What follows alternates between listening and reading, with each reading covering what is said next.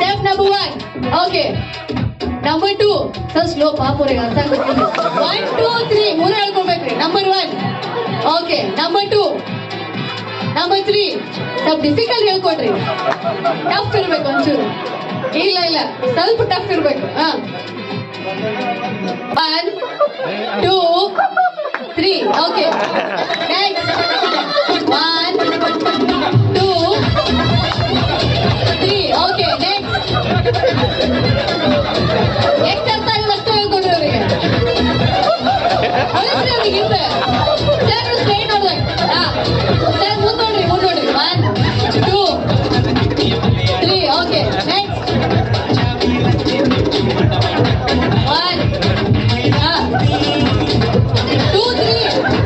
3 ಇರ್ಲಿ 2 okay 3 okay 1 2 number 2 ತಡ್ರಿ